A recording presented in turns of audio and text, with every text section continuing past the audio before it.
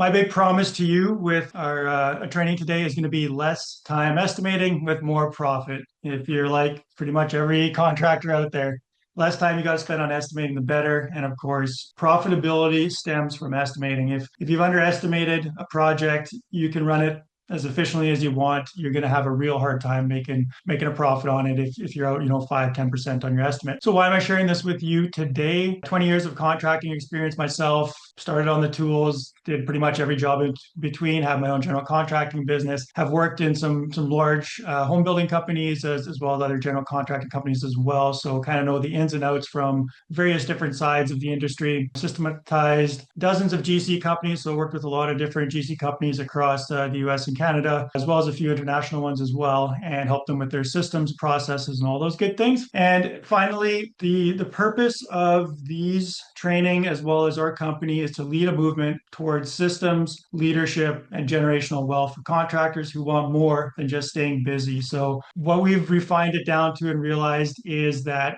systems is what's going to generate the results. Systems without leadership falls apart. So we need the leadership in there as well after you have great systems in place. And then finally, thinking long term, what's the end game? Generational wealth, whether that's selling your business, passing it on, providing for your family so they never have to, worry about money ever again. So that's what we're really all about. I want to start with the end in mind. So we're going to go through the training today. There's three kind of larger components to the training. And through this, I want you to imagine future state here. You're out fishing with your buddies or your family or whoever, and you're turning bigger than ever profits. You actually have time to get away, enjoy fishing or vacation or whatever you like to do, and no more evenings and weekends estimating, crunching numbers, trying to push bids through to clients just to stay busy. All right, so let's move on. I'm going to be sharing with you the three-tier estimating process. So this is three levels of estimating that I'm going to show you how you can utilize in your contracting business to help you save a lot of time and really fine-tune your bid for a specific type of client in their client journey to make sure that it makes sense for them and it makes sense for the amount of work you're doing for that person. All right, so the first level of estimating, this is your ballpark budget. This is just basic kind of range numbers. Should take you about 5 to 10 minutes. If you're super experienced and like we did a project like this and this is exactly what it costs, you can probably just do this in your head or from past experience. But typically speaking, you're going to use at least a little bit of calculation so that you have somewhat of a process to get a ballpark budget. You're going to give a price range. So Mr. and Mrs. Smith, based off of square footage for your house and location and kind of the level that you're looking for, your project is going to range from, $600 to $750,000, something like that. You're going to use historical, similar projects that you've done. You can use a quick spreadsheet or calculator. I like to have a spreadsheet for this because it's really easy to access on your phone. It can be in your Google Drive, or you can have a link on your phone somewhere to a spreadsheet. You plug in a few key numbers and it'll give you a ballpark budget essentially. You could create a template in your project management software as well, but the estimating and using the app is not as generally as easy as just using a spreadsheet on your phone. So whatever works, even just some quick numbers like square footage costs for builds, or if you're doing remodels, medium kitchen, large kitchen, like you could use a couple of numbers, kind of plug them together, get a ballpark budget. And you're using this to quickly qualify the lead. Typically, you can do this probably over the phone, or if they've emailed you, you ask for some information. Can you send me a picture of, where you're planning to build, or what's your lot size?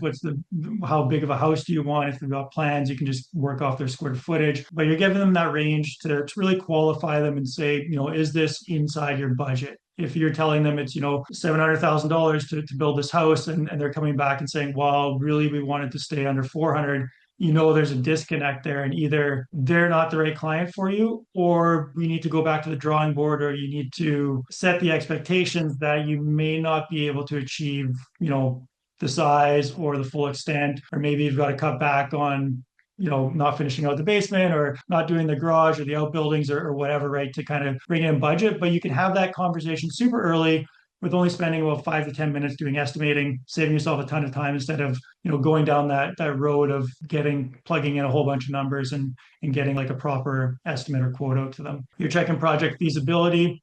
And your goal with the ballpark budget is to be within 15%, somewhere in that range. You're not looking to get, specific. You're giving them a range, and this gives them a scale of the project and a scope of it and lets them know kind of where things are at. So that's the ballpark budget. You probably have met, clients have leads coming out to you all the time where you can give them a quick budget and it's, nowhere in their range. And pretty much that's where the conversation ends. Of course, you don't want to like tell clients that, oh, okay, well, we can't do anything for you. Of course, you want to kind of explore and see how you can make the project work. But if it's just too far out, you essentially have to move on and just save yourself the time and energy, move on to greener pastures and better clients who's, more in line with their budget. Next up would be the rough budget. So this is typically going to take you anywhere from 1 to 2 hours. Most of the time, this would be a free estimate. If you are bombarded with work and you've got more than enough projects to bid on, you may even charge a small fee for a rough budget. And, you'd have to kind of create a little bit of an offer or whatever, a way of selling it, but it could be, hey, for $400 or $200, $1,000, whatever it may be, we'll provide you with a rough estimate based off of, our general pricing or whatever. But typically speaking, this would be a service you provide for free because when you can give someone something and you want to show some goodwill towards them and their project, you do it for free, you're more likely to kind of move to a sale and get into a pre-construction service agreement, which is the goal of that first step, to be working with a client. You'll of course do this after you pass the ballpark and qualifying. So you're gonna have qualifying questions that are part of your lead process. Beyond just budget, you want to know, is it the type of project you want to do? Is it, are they located in your area? When are they planning to start the project? So you're gonna go through that.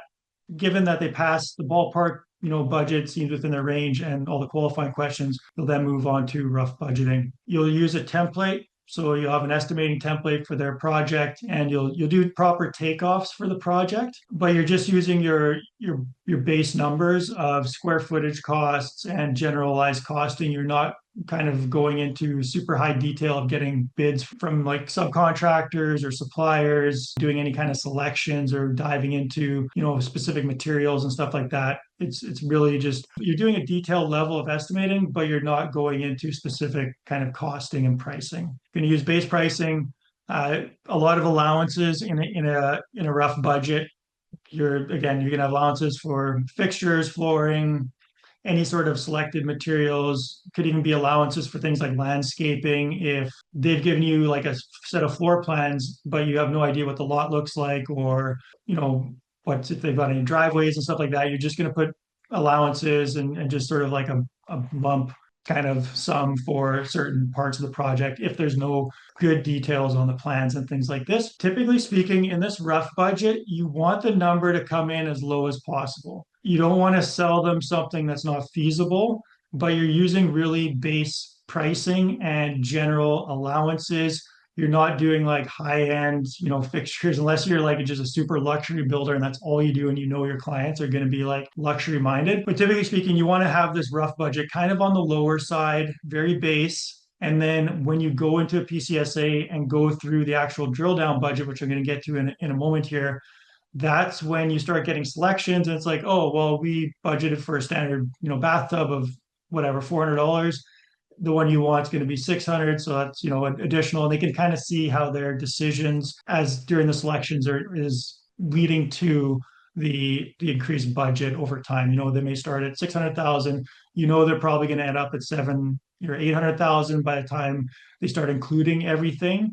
But as far as a rough budget goes, it's sort of like we can do a project for this price with kind of base materials, although that once you kind of move into their actual selections, they're probably going to go higher with the budget, which is just a natural kind of course. But you're knowing that before you move into the project after they've accepted the proposal. This is really a setup for the pre-construction agreement. This allows you to present a pre-construction agreement and a proposal, and they've already kind of worked with you. They've seen the level of detail you're putting into this estimate, and you've already got a pretty good budget in place that's ideally within 10% of what the final budget is going to be. 5 to 10% is ideal, but depending on where things go with the pre-construction, it can fluctuate. So that's a rough budget. From here, you would then propose that they go into PCSA, and that moves us on to our drill down budget. Making sense for everybody? Can you see, like, I know when I started general contracting, I was just like, I want to give like button down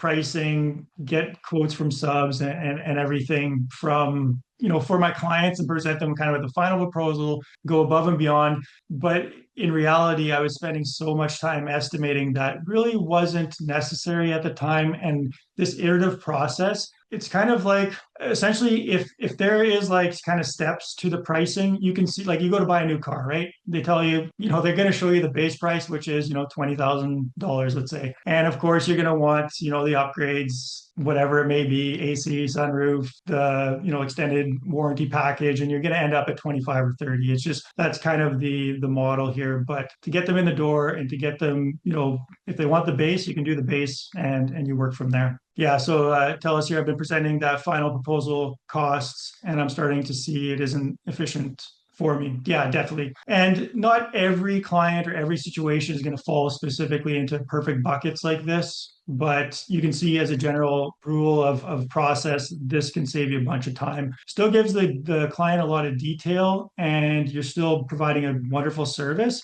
but you don't need to go all the way to the end if there's already a disconnect earlier on. All right, so moving into the drill down. Typically speaking, this is after you have a pre-construction services agreement. You are going to be paid for this. Drill down budget, 5 to 10 hours plus, depending on the complexity and size of the project. But this is where you're doing your pre-construction agreement signed, you're doing selections with the client, either yourself. Typically speaking, you're going to have a designer, interior designer, either in-house or working with one, and they're helping the client do the selections, but you need to know those because you're going to get supplier pricing, you're going to plug in numbers. It's going to be a very specifically priced and accurate budget for the client. And this is where you go above and beyond because essentially you're getting paid for your time in this. So yeah, you're tendering out bids, you're doing site visits, you're maybe meeting with engineers, you're doing like, getting like geotech in there, whatever. You could be doing like selective demo, doing environmental testing to see if there's, any environmental issues for asbestos, mold, whatever it may be, if you're doing a tear down or remodel or what have you, getting a bunch of quotes, and you're helping with the design of the project value, doing value add, essentially budgeting. And if the client wants to change the scope and there's like, well, this budget's kind of getting out of hand, maybe we can change this or we don't finish this, no worries. I know this is a big pain point for contractors is like you present a proposal to the client and they're like, oh, that's more than we wanted. Or we're now thinking maybe we don't want a double car garage. We might want, a triple or maybe a single or whatever. And now you've got to go back to the drawing board, revise your estimate, go back, and you've got this like back and forth with the client. When you're in this sort of a process here, yeah, it takes time and it may be a little frustrating, but at least you're getting paid for your time. And this positions your company in a way that if you don't have project managers right now, or if you don't have an estimator, you can hire someone because you can just kind of let them run with this. And if they want changes, good. They're on your payroll. The money's flowing through. So tell us, how are we paid for our time at this point? So what you missed earlier was we do a rough budget, which is 1 to 2 hours, and then we move into a drill down budget, which is typically a paid for, and you have a pre-construction service agreement. So the client signs that they're going to pay for your services to go through, and you're going to create an offer. The scope of this training, we're keeping it tight here, so I'm not going to go into the pre-construction service agreement. If you want help with that, just send me an email or message later. I'll send you our guide for it. We have got a guide that kind of shows how to put one together. But essentially, you've got an offer in place that they're going to get a budget. They're going to get, their budgeting, get a schedule, as well as, go through the permitting process and whatever else that you need to do. But you present that, you're going to help them with everything so that they're ready to build, and then you move into the construction agreement. And the big goal of this drill down budget is ideally to be within 5% of the final cost, and not necessarily 5% of your final cost, but the final cost of the project. There's typically going to be some change orders or something that comes up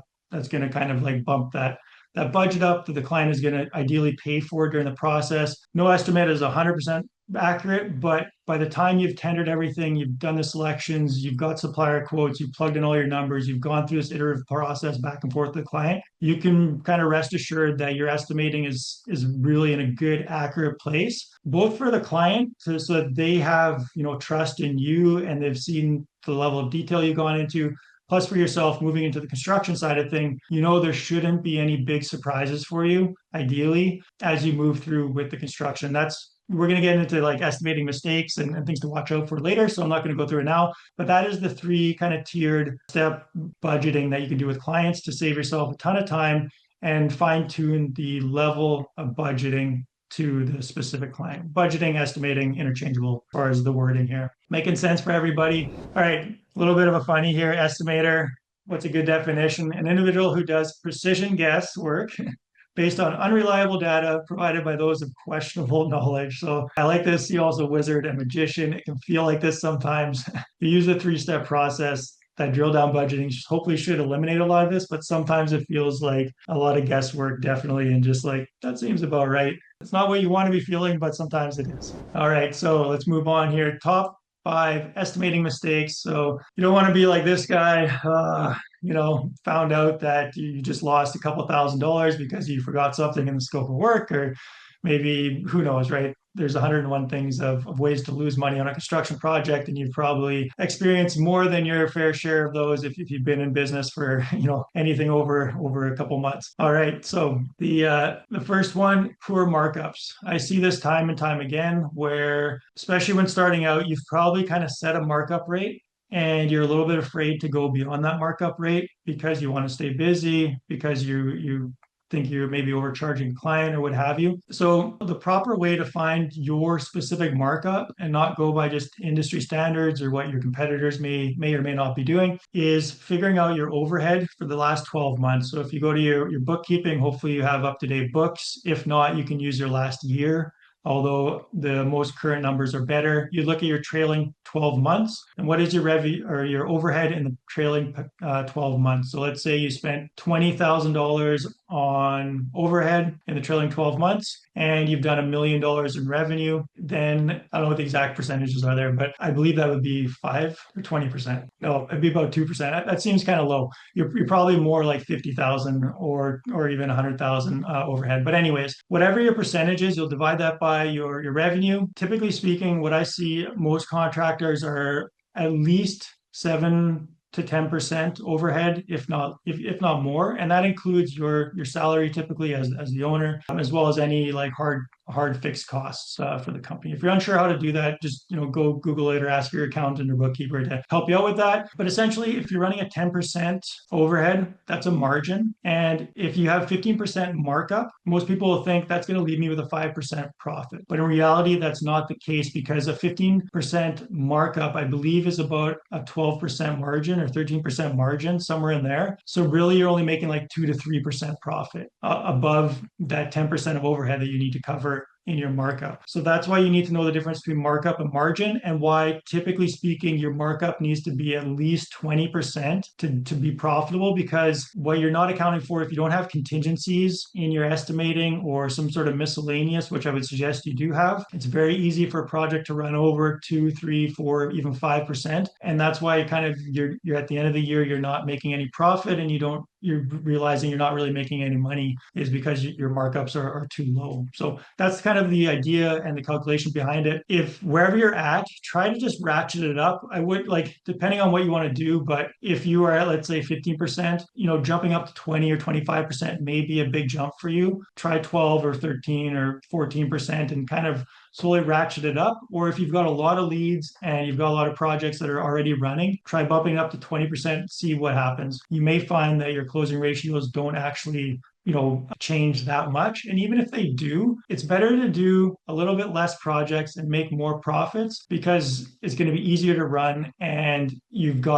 just in a healthier state in the business financially. And it'll give you practice of selling jobs at a little higher margin and having to kind of find the right clients for you, if that makes sense. All right, no project management time. Another mistake I used to make, especially when I started out, I would just put a markup. I would, have all my different costs in there for subs, materials, suppliers, whatever. And I would put down, 15, 20% markup, leave it at that. And I was like, I make my money off the profit or the markup, and I didn't have any management time for the project, which of course I was spending all my time managing projects and not really being paid for it. And so you want to have specific project management time, number of hours. If you're doing like a new home build, that could be anywhere from, 200, 300 hours of your time dealing with clients, suppliers, checking sites, doing quality control, dealing with county, city, inspections, whatever it may be. Make sure that you've got an hourly rate and you've got amount of hours for that project. Because again, if you need to hire a project manager, you've got project managers, you're paying them a salary or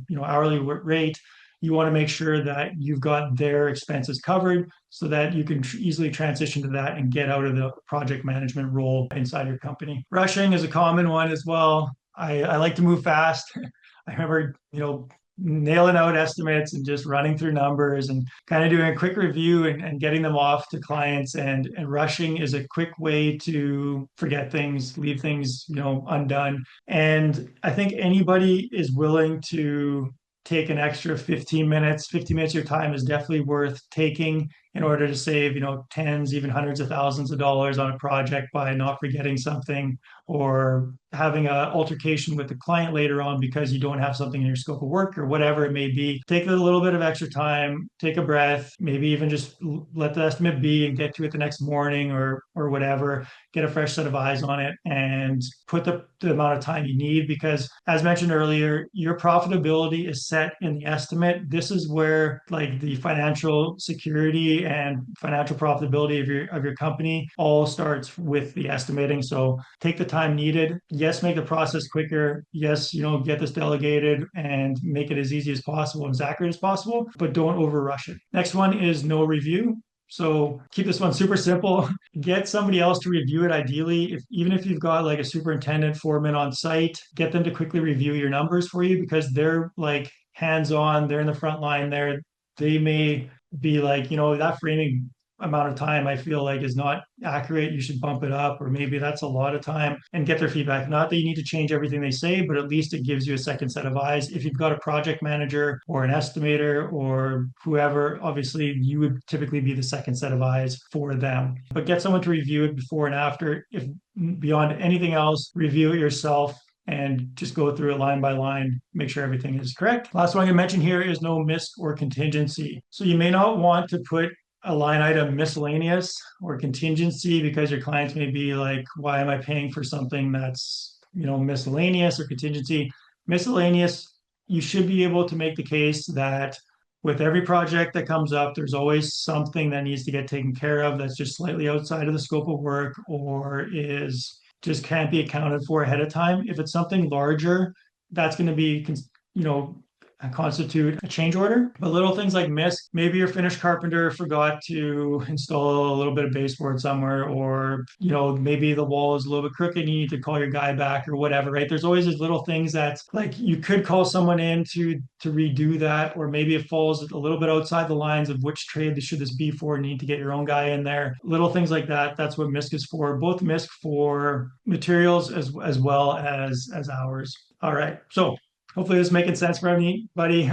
If you've made a couple of these mistakes, then I'm sure you've felt the pain of it later on. And this is definitely upstream thinking here. Take care of it in the moment, in the estimate, so it doesn't become a problem during the project. All right, so this is sort of the second part of the training here. We're going to move on to the third right away and stop this from happening. We already mentioned kind of the mistakes that can cause, money down the drain. Essentially, we've talked about how to save time, how to increase profitability. Now we're going to be talking about saving money. So proposal protection pack. You're going to provide this proposal. You've done your estimating. You need to protect your pricing, protect your company, and make sure things don't go sideways as best you can inside the project. Obviously, having a good contract in place is important, but there's things you can do on the proposal to set the stage and make sure that things aren't going sideways, as I mentioned, with the client accepting the proposal. So terms, inclusions, and exclusions. I am going to share this document with everybody here because it is very important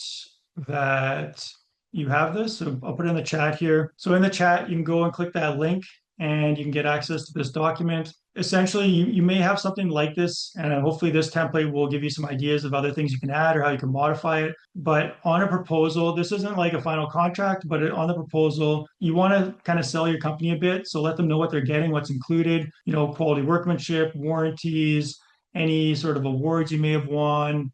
If you have portals or certain clients like relationship things that you do, let them know about it. I like to, all materials, labor, supervision, everything's included for them. Like I mentioned, qualifications. So your licenses, your certifications, your insurance. If you have like a work safe or some sort of safety program, mention it. And then any exclusions. So environmental, structural, upgrade, city upgrades, permits. Typically, I don't include permits at the be, on a rough budget because you don't really know what the permit costs are going to be. And normally, either you'd be paying for it and just forwarding that cost to the client, or the client would be paying for it. So keeping that budget kind of low, you don't necessarily want to include certain things. And then terms and conditions. So how long is it valid for? Talk about allowances. What's materials. What's your deposit policy, what can they expect, invoicing, just all these little things. You don't want to overwhelm it with like pages, because again, you're going to have a contract that's going to specify these things very explicitly, but this is like a general kind of terms and conditions and things like that. So you want to put that on your proposal to help protect yourself and let the client know what's what, essentially. So go download that and use it as you wish. Details definitely matter on a proposal. The more detail you can put on a proposal, the better. So you may be thinking that you just want to have like large kind of functions, like categories, framing, demo, drywall, whatever it may be. Put some details, especially if you've gone to the extent where you've detailed line items. Show everything to the client, like all the details you have, show that to the client. You don't have to include pricing for every line item, depending on how you want to run your business and your proposals. But the more detail you have in there, don't feel that you're overwhelming your client with information, because even if the client's just going to skim over that, which they probably will, they may not understand it, they can at least see that you've gone to a high level of detail, and it makes it feel more solid. If you've provided an estimate and your competitor has both like similar price, similar scope of work, but yours has a lot more detail in it, it seems a lot more secure, and like you've spent a lot more time on it, even though you've probably working from a template, and a lot of that stuff should just be kind of templated details that are standard for most projects. So details definitely matter. Doing a risk assessment. This would happen in your review of the estimate. Hopefully you guys are on track here. I know I'm throwing a lot at you here, but this is really important stuff, and it's the kind of stuff that you kind of do once, or you set up the process once, and you're good to go. All right, and that's the beauty of systems. Do the work once, you set it up. Yeah, you're always kind of improving and refining it, but once it's set up, once you have it in place, you can just continue to use it. Do the work once, get paid forever. That's the anytime you can do that, you're doing good work that you should prioritize. So do a risk assessment. What are the risks? Is this, trust your gut? Does this client seem a little bit off?